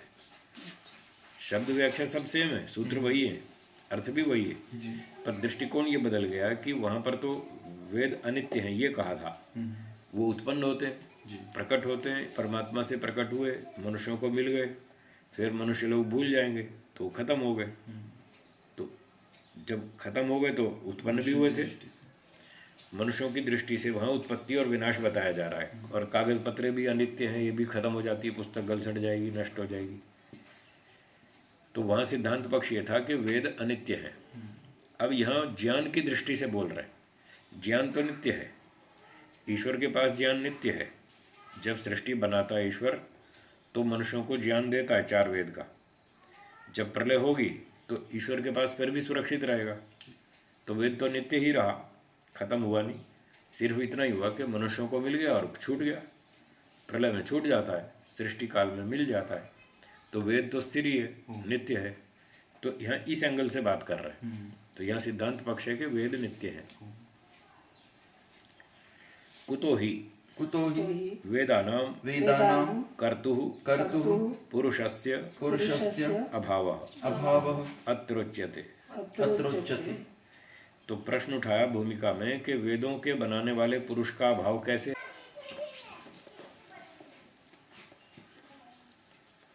सूत्र 47 चलेगा ना? 50 नहीं, अब वो दूसरी व्याख्या चल रही है। हाँ 47 चलेगा। तो अभी बस भूमिका ही पढ़ी थी हमने जी कि कुतो ही वेदानाम कर्तु पुरुषस्य भाव, वेदों का पुरुष कर्ता नहीं है, कोई मनुष्य वेदों का कर्ता नहीं है, ऐसा कैसा कह रहे हैं? अत्रोच्यते, इस विषय में कहते हैं। सूत्र बोलिए। न न मुक्त मुक्त अमुक्तयोः अमुक्तयोः अयोग्यत्वात्। अयोग्यत्वात्।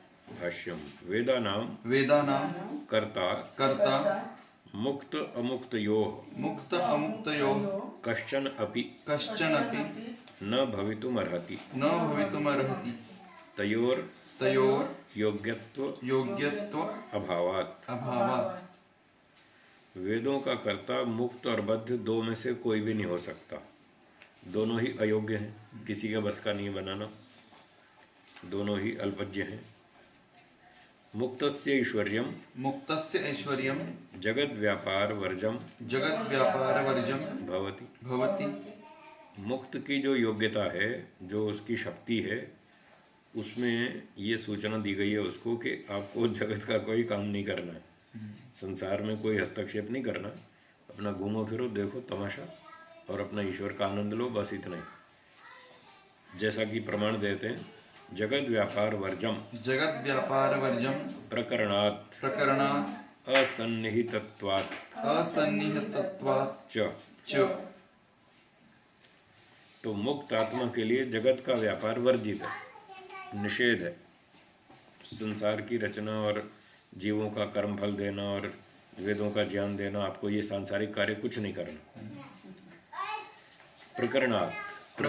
प्रकरण से ये सिद्ध होता है, पीछे सृष्टि रचना का प्रकरण है जी और उस प्रकरण में ईश्वर का नाम है। वेदांत। हाँ, वेदांत में कि ईश्वर सृष्टि बनाएगा, तो मुक्त आत्माओं का वहाँ कोई लेना देना नहीं। और असन्निहितत्वाच्च, और सृष्टि रचना प्रकरण में मुक्त आत्माओं की कोई चर्चा ही नहीं, उनका कोई संपर्क ही नहीं है, कोई वहाँ उनका समावेश नहीं है। केवल ईश्वर की ही बात है, ईश्वर ही सृष्टि बनाता है और कोई नहीं बनाता। और ये वेदों का ज्ञान देना, ये सृष्टि रचना आदि कार्य से संबद्ध है। इसलिए मुक्त आत्माएं भी और बद्ध आत्माएं भी कोई भी सृष्टि रचना आदि नहीं करती और वेदों का ज्ञान नहीं दे सकती। तथा प्रयोजन अभावाच्च, प्रयोजन अभावाच्च, और प्रयोजन भी नहीं है उनका, दोनों का ही। अमुक्तस्य अमुक्तस्य अल्पज्ञत्वात्, अल्पज्ञत्वात्। ये वैसे ही लिख दिया यूं कहीं। ये भाष्यकार का है। हाँ, ये भाष्यकार का है। तो जबकि अल्पज्ञ दोनों ही है, तो ये हेतु दोनों पर लगता है, केवल अमुक्त पर नहीं। जी मुक्त आत्मा पर भी लगता है। दोनों अल्पज्ञ हैं, दोनों के बस का नहीं है, दोनों का काम भी नहीं है, दोनों के सामर्थ्य नहीं है। इसलिए इन लोगों ने वेदों का ज्ञान नहीं दिया। या ही खलु श्रुतिर्दर्शिता श्रुतिर्दर्शिता वेदानां कार्यत्वं साधयितुं तत्र तु वेदानां जायमानत्वं उक्तम न ही कार्यत्वम। अब सिद्धांती उत्तर दे रहा है पूर्व पक्षी के आक्षेप का। जो पूर्व पक्षी ने कहा था वेदों की तो उत्पत्ति बताई जा रही है, उसका उत्तर दे रहा है। वो कहता है कि जो आपने श्रुति दिखलाई थी वेदों के कार्यपन को सिद्ध करने के लिए कि चारों वेद उत्पन्न हुए, ऋचा जाम सामानी जज्जिरे तस्माद यजुस तस्माद अजायत, तो उसका उत्तर दे रहे हैं कि तत्र तु वेदानाम जायमानत्वम उक्तम न ही कार्यत्वम। वहाँ तो वेद प्रकट हुए ऐसा कहा है, उत्पन्न हुए ऐसा नहीं कहा। कार्यपन उत्पत्ति, तो उत्पत्ति है वेदों की ऐसा नहीं कहा। वेद प्रकट हुए, तो प्रकट हुए तो क्या मतलब, पहले से थे, वो ईश्वर के पास पहले से थे, वो मनुष्यों के सामने प्रकट हो गए, तो प्रकट हुए तो नित्य हुए, पहले से थे। इसलिए प्रादुर्भूता वेदा, ये वेद प्रादुर्भूत हुए। जायमानत्वम प्रादुर्भावः जनी प्रादुर्भावे। तो जायमान का अर्थ है प्रादुर्भाव होना, जनी धातु प्रादुर्भाव अर्थ में है, अर्थात प्रादुर्भूता वेदाः, प्रादुर्भूताः वेदाः। हिंदी में कहेंगे वेद प्रकट हुए, प्रादुर्भूत हुए, प्रकट हुए। ईश्वर के पास रखे थे, वो हमारे सामने आ गए, यही प्रकट हुए, इसलिए वेद नित्य हैं। तेन तेन न कार्यत्वम न कार्यत्वं कार्यत्व अभावात् कार्यत्व अभावात् नित्यत्वम नित्यत्वं वेदानाम वेदानां न अत्र न अत्र क्षति। क्षतिः। तो इस कारण से जब वेद उत्पन्न तो हुए ही नहीं, प्रकट हुए केवल। तो जब प्रकट हुए तो इस कारण से वेदों का कार्यत्व सिद्ध नहीं हुआ, और कार्यत्व सिद्ध न होने से वेदों का नित्यत्व सिद्ध हुआ। इसमें कोई हानि नहीं है, ये बात ठीक है। तो यहाँ सिद्धांत पक्ष ये चल रहा है वेद नित्य है, पहले चल रहा था वेद अनित्य है, इतना ही अंतर है। सूत्र सारे वही हैं, व्याख्या लगभग सारी वही है। सूत्रार्थ है न मुक्ता मुक्तयोः अयोग्यत्वात्। मुक्त और बद्ध दो में से कोई भी जीवात्मा वेदों की रचना नहीं कर सकता, दोनों ही इस काम में अयोग्य हैं, असमर्थ हैं, अल्पज्य हैं। पुनः पुनः पूर्व पक्षत्वेन पूर्वपक्षत्वेन उच्यते। उच्यते। फिर पूर्व पक्ष की तरफ से कहते हैं अगली बार। हाँ बोलिए। कि मुक्त और अमुक्त जो व्यक्ति मुक्त हो गए उनको तो ईश्वर का साक्षात्कार होता है। ठीक है। तो ईश्वर का साक्षात्कार होने के बाद भी तो पूर्ण रूप से ईश्वर को नहीं जानते, ऐसा अर्थ है जी यही ठीक है। हाँ जी हाँ जी। कोई पूर्ण रूप से नहीं जान सकते, मुक्ति के बाद भी जीवात्मा अल्पज्ञ ही होता है। अल्प ही रहता है, हाँ, और वो पूरा पूरा कभी भी नहीं जान सकता। कभी भी नहीं। ईश्वर अनंत है, ईश्वर तो जीवात्मा तो बेचारा छोटा सा है, उसको उतना ही ज्ञान होता है जितना उसके कार्य सिद्धि के लिए। जितना आज हमको ज्ञान हो रहा है। दादा दीदी पर आज हमको ज्ञान हो रहा है, पहली कक्षा से लेकर अब तक इंजीनियरिंग कर लिया, किसी ने एमटेक कर लिया, किसी ने एमएससी कर लिया, किसी ने सीए कर लिया, तो उसको भी बहुत सारा नॉलेज है, वो याद रखता है, रिवीजन करता रहता है।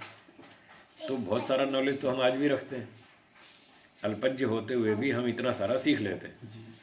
तो मोक्ष में भी ऐसा ही होता है, जीवात्मा अल्पज्ञ ही रहेगा, बहुत सारी बातें सीख लेगा। अपना स्वभाव नहीं छोड़ेगा। हाँ, वो उसका अपना स्वभाव तो छूटता नहीं कभी भी। तो मान लो 10 साल, 5 साल, 20 साल, 30 साल, 40 साल, 50 साल वो कुछ सी बातें सीखता जाता है, देखता जाता है, सुनता जाता है, फिर जिन जिन चीज़ों को वो दोहराता रहता है वो याद रहती है, फिर दोहराना छोड़ देता है, वो भूलता जाता है। जैसे यहाँ होता है वैसे वहाँ होता है। सर्वज्ञ कभी नहीं हो सकता, वो अल्प शक्तिमान है, इसलिए अल्पज्ञ ही रहता है। स्वरूप भी अल्प है, छोटा सा है, इसलिए सर्वज्ञ नहीं होता। और ज्ञान उसका सारा नैमित्तिक है। मोक्ष में इतना होता है कि ईश्वर से संबंध जुड़ा रहता है, तो उसको ये सुविधा रहती है वो कभी भी पूछ ले।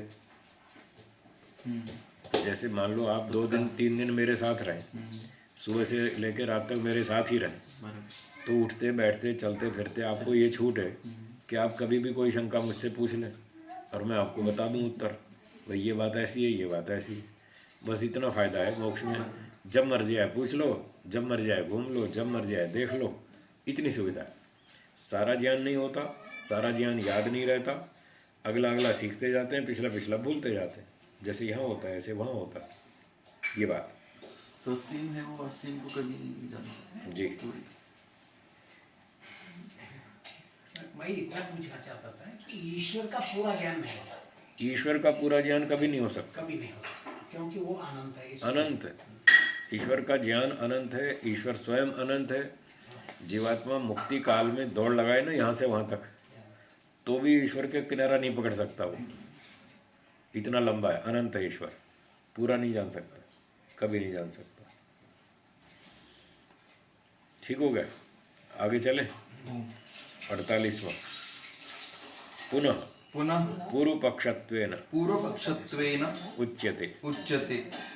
फिर पूर्व पक्ष की तरफ से कहते हैं अगली बात, न न अपौरुषेयत्वात् अपौरुषेयत्वात् नित्यत्वं नित्यत्वम् अंकुरादिवत् अंकुरादिवत् वेदानाम् वेदानाम् अपौरुषेयत्वं अपौरुषेयत्वं भवतु भवतु जायमानत्वं तु जायमानत्वं तु तत्र श्रुतौ प्रतिपाद्यते तेन अपौरुषेयत्वात् हेतोः एव तेषां नित्यत्वं न भवति जायमानत्व धर्मवत्वात् अंकुरादिवत्। तो पूर्व पक्षी कह रहा है, यहाँ इस व्याख्या में पूर्व पक्षी का मत क्या था? वेद अनित्य है। तो ये मन में रख के फिर सुनिए, वेद अनित्य है उसका सिद्धांत ये है। तो वो कहता है वेदों का अपौरुषेयत्व हो जावे, चलो ठीक है, वेद ईश्वर ने बनाए, मान लिया। और जायमानत्वम, वेद प्रकट हुए, ये बात उस श्रुति में बताई गई थी। तेन, इस कारण से, अपौरुषेय होने से, ईश्वरकृत होने से, इसी कारण से ही उनका नित्यत्व नहीं है। वो उसी को हेतु बना रहा अपने पक्ष में, क्योंकि वेद ईश्वर के द्वारा बनाए गए, तो इसी वजह से तो वेद अनित्य है। अंकुर का उदाहरण दे देगा अंकुर का उदाहरण दे देगा। तेषाम नित्यत्वम न भवति, इसीलिए तो ये सिद्ध हो रहा है कि वेद नित्य नहीं है, क्योंकि वो ईश्वर ने बनाए। जायमानत्व धर्मवत्वात्, वो प्रकट हुए हैं अंकुरादिवत, अंकुरादि के समान। यथा अंकुर शाखा पत्र पुष्प फलानि सन्ति अपौरुषेयाणि परंतु जायमानत्वात् न नित्यानि। जैसे अंकुर, शाखा, पत्ते, फूल, फल आदि ये भी ईश्वरकृत हैं, परंतु क्योंकि ईश्वर से प्रकट हुए हैं, खेत में बने हैं, इसलिए ये नित्य नहीं है। भले ईश्वर से बने तो भी तो अनित्य है ना वेद भी ईश्वर से बने। तथैव वेदाः अपि जायमानत्वात् अनित्याः। तो उसी प्रकार से वेद भी ईश्वर से प्रकट हुए हैं, इसलिए वो भी अनित्य है। अन्यथा तानि अपि नित्यानि स्युः। यदि आप ऐसा नहीं मानते तो अंकुर आदि को भी नित्य मानो। अंकुर को तो आप नित्य नहीं मानेंगे। तो जैसे अंकुर आदि उत्पन्न होते हैं परमात्मा से और वो नष्ट हो जाते हैं, वेद भी परमात्मा से उत्पन्न हुए, वो भी नष्ट हो जाएंगे। आप क्यों ये हट किए बैठे हो कि वेद नित्य है? ये पूर्व पक्षी ने कहा। सूत्रार्थ हुआ न अपौरुषेयत्वात् नित्यत्वम अंकुरादिवत। अपौरुषेय होने से ही तो वेद अनित्य हैं, नित्य नहीं है। जैसे अंकुर आदि वो भी ईश्वरकृत है, वेद भी। सिद्धांती उत्तर देता है, दृष्टांत असिद्ध्या समाधत्ते। सिद्धांती कहता है आपका दृष्टांत उचित नहीं है, दृष्टांत की असिद्धि से, सार्थक नहीं है दृष्टांत, अनुचित है। इस बात को दिखाते हुए सिद्धांती समाधान करता है। तेषामपि तद्योगे दृष्टबाधादि प्रसक्ति अंकुरादीनाम अपौरुषेयत्व योगे अपि न नित्यत्वम पूर्वसूत्रतो अनुवर्तते। अब न नित्यत्वम जो ये शब्द हैं, ये पूर्व सूत्र से ला रहे हैं, यहाँ पर उसकी अनुवृत्ति ला रहे हैं। तो पंक्ति का अर्थ ये बनता है कि अंकुर आदि के अपौरुषेय होने पर भी वो नित्य नहीं है। अंकुर आदि ईश्वर ने बनाए, तब भी वो अनित्य है, ये बात तो ठीक है। ईश्वरकृत होते हुए भी वो अनित्य है, ये अनित्यता की पीछे से अनुवृत्ति आ रही है।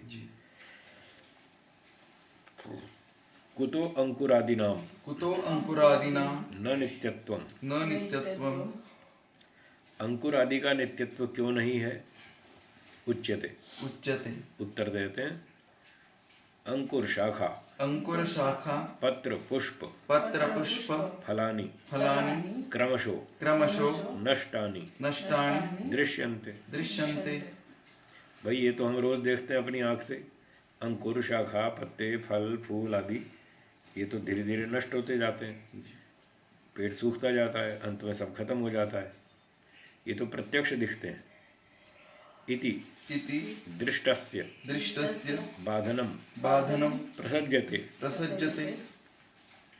यदि हम अंकुर शाखा आदि को नित्य माने तो प्रत्यक्ष से विरोध आएगा।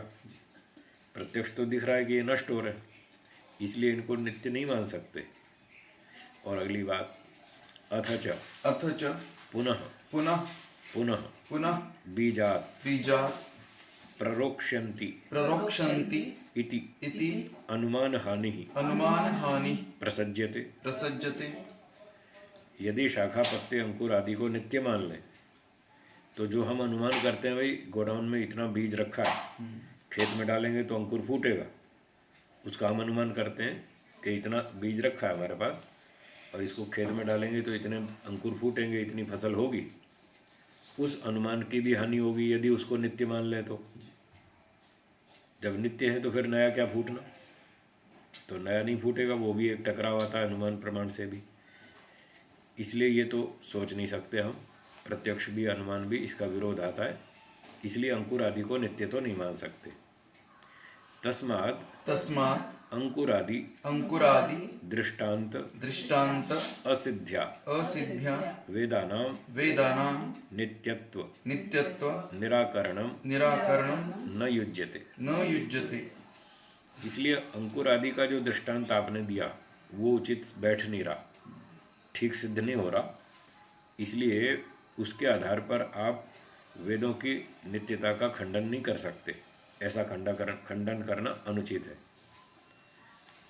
तेषां तु नित्यत्वम एव नित्यत्वम् एव अपौरुषेयत्वात्। अपौरुषेयत्वात्।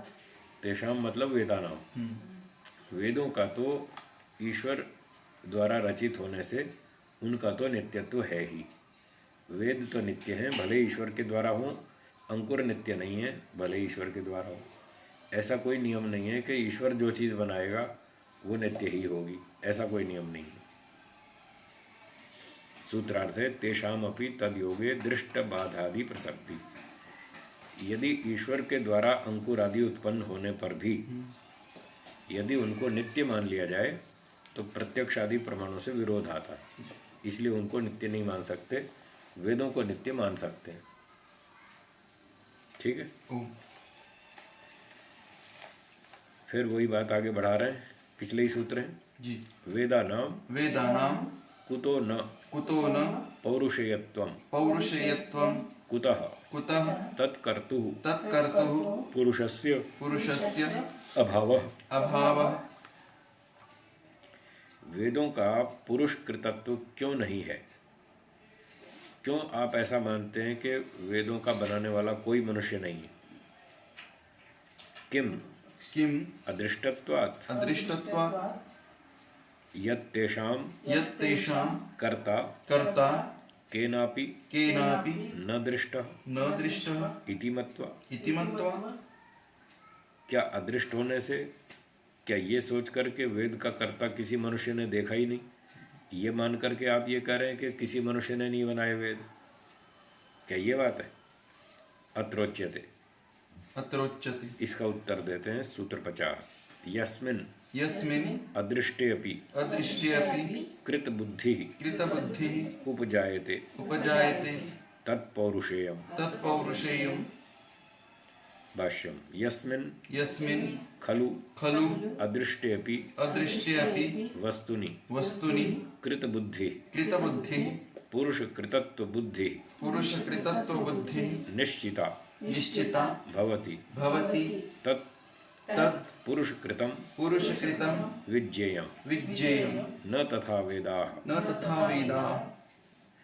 कोई बात नहीं, यस्मिन् अदृष्टेऽपि, किसी वस्तु को बनाते हुए न देखने पर भी, वो ये पहले वाला ही सारा, नया कुछ नहीं। जिस वस्तु को बनते हुए न देखने पर भी ऐसा अंदर से विचार आता है कि ये तो मनुष्य की ही बनाई हुई है। टेलीविज़न को देखो, इसको देखकर यही विचार आता है ये तो मनुष्य का बनाया हुआ है, ये पंखा मनुष्य का बनाया हुआ है, घड़ी मनुष्य ने बनाई है, अंदर से विचार आता है। तो जिस जिस चीज़ को देखने पर ये लगता है, पक्का लगता है कि ये तो मनुष्य की रचना है, वो मनुष्य की होती है। परंतु न तथा वेदा, वेद इस तरह के नहीं है जिनको देखकर ऐसा लगता हो कि ये मनुष्य का बनाया हुआ है। वेदों की रचना बड़ी विचित्र है, बहुत सिस्टमेटिक है, और मनुष्यों के दिमाग से उत्पन्न हुई होगी ये कल्पना ही नहीं होती। जब वेद उत्पन्न हुए या प्रकट हुए सृष्टि के आरंभ में, तब कोई भी मनुष्य पढ़ा लिखा नहीं था, तो कहाँ से इतनी साइंस की बात और इतनी बढ़िया बढ़िया बात और सिस्टमेटिक बात कहाँ से लाएगा वो। इसलिए वेदों को देखकर ये नहीं लगता कि वो किसी मनुष्य की बुद्धि की उत्पत्ति है। इसलिए ते तु ते तु प्रादुर्भूताः प्रादुर्भूताः संतो सन्तो ज्ञान दृष्टिया ज्ञानदृष्ट्या नित्याः नित्याः सन्ति। सन्ति। बल्कि वे 4 वेद तो ईश्वर से प्रकट होते हुए ज्ञान की दृष्टि से नित्य हैं। ज्ञान के रूप में वेद नित्य हैं। प्रलय हो जाएगी तो भी ईश्वर के पास सुरक्षित रहेंगे ज्ञान के रूप में। नई सृष्टि बनेगी तो ईश्वर वो ज्ञान हमको दे देगा। इस प्रकार से वेद नित्य है। सूत्रार्थ, जिस वस्तु को बनते हुए न देखने पर भी हमारे अंदर से ऐसी आवाज़ आती है, ऐसा विचार होता है कि ये तो मनुष्य की बनाई चीज़ है, बस वही मनुष्यकृत होती है। वेद को देखकर ऐसा नहीं लगता कि ये मनुष्यों की बनाई रचना है, वो तो ईश्वर की ही रचना है। आखिरी सूत्र आ गया, तस्मात् तस्मात् निज शक्ति निज शक्ति अभिव्यक्तेः अभिव्यक्तेः स्वतः प्रामाण्यम स्वतः प्रामाण्यम वेदानां वेदानां पुरुषकृतत्व पुरुषकृतत्व अभावे अभावे मनुष्यकृतत्व मनुष्यकृतत्व अभावे अभावे निज शक्त्या निज शक्त्या शाश्वतया शाश्वतया स्वाभाविक्या स्वाभाविक्या शक्त्या शक्त्या अभिव्यक्तत्वात् अभिव्यक्तत्वात् प्रादुर्भूतत्वात्। प्रादुर्भूतत्वात्। कहते हैं वेदों के पुरुषकृत न होने पर, वेद पुरुषकृत मनुष्यकृत नहीं है, तो मनुष्यकृत न होने पर भी निज शक्त्या परमात्मा की अपनी शक्ति से स्वाभाविक शाश्वत अनादिकाल से जो उसकी अपनी शक्ति है उसके अंदर ईश्वर में, उस शक्ति से अभिव्यक्त होने के कारण प्रादुर्भूतत्वात् प्रकट हुए हैं। इसलिए उक्तम यथा अस्य महतो भूतस्य निःश्वसितं ऋग्वेदो यजुर्वेदः सामवेदो अथर्वांगिरसः। क्या बढ़िया बात बताई। जैसा कि कहा है शास्त्र में कि इस महान परमात्मा के 4 वेद ऐसे हैं जैसे उसने सांस छोड़ दी। जैसे हम सांस छोड़ते हैं ना एक लंबी सी, ऐसे भगवान ने एक लंबी सी सांस छोड़ दी और 4 वेद प्रकट हो गए। ये दृष्टांत इस अभिप्राय से है कि 4 वेद प्रस्तुत करना ईश्वर के लिए कोई कठिन काम नहीं है। जैसे हमारे लिए सांस छोड़ना कोई भारी काम थोड़ी है, कितना आसान है। दिन में पता नहीं हजारों बार सांस लेते हैं और छोड़ते रहते हैं। तो जैसे हमारे लिए सांस लेना छोड़ना बहुत स्वाभाविक सा कार्य है, आसान कार्य है, ईश्वर के लिए 4 वेद का नॉलेज देना तो बहुत आसान है। इस तरह से परमात्मा की अपनी शक्ति से 4 वेद प्रकट हुए। स्वाभाविकी ज्ञान बल क्रिया च। श्वेता का प्रमाण है कि जिसकी ज्ञान बल और क्रिया तीनों स्वाभाविक है। वेद का ज्ञान उसका स्वाभाविक है, उससे प्रकट हुआ। बल उसमें ताकत स्वाभाविक है, और क्रिया वो सृष्टि का करता है ही, सारी सृष्टि बनाता है, चलाता है, पालन करता है, सबका कर्म फल देता है। ये सारा उसका स्वाभाविक है। तो इस प्रकार से ज्ञान भी ईश्वर का स्वाभाविक है और उसकी अपनी शक्ति से प्रकट हुआ। इन कारणों से स्वतः प्रमाण्यम स्वतः प्रमाणत्वम अस्ति। तो वेदों का स्वतः प्रमाणत्व है, यानी वेद स्वतः प्रमाण है। उनको सत्य सिद्ध करने के लिए और कोई प्रमाण की आवश्यकता नहीं। जैसे कमरे में वस्तुएं रखी हों तो उनको देखने के लिए बल्ब चाहिए, बल्ब की रोशनी में और चीज़ें हमको दिख जाती, लेकिन बल्ब जल रहा हो तो उस बल्ब को देखने के लिए कोई दूसरा बल्ब चाहिए?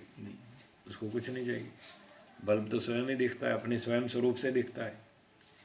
तो ऐसे ही मनुष्यों की जो बनाई रचनाएं हैं, पुस्तकें हैं, ज्ञान विज्ञान है, उनको सही सिद्ध करने के लिए तो वेदों का प्रमाण चाहिए, वो बल्ब के समान काम करता है।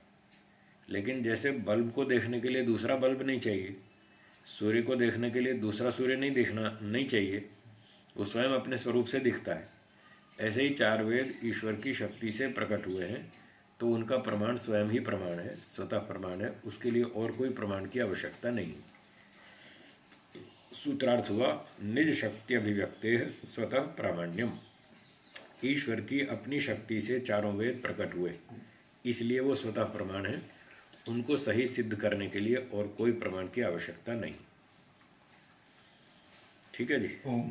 तो ये प्रसंग 2 बार पूरा हो गया, अब आगे नया प्रसंग चलेगा, उसको कल शुरू करेंगे। ओम।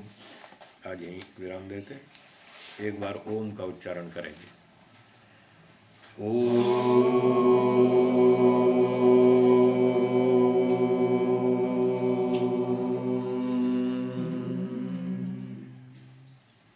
सर्वेभ्यो नमः।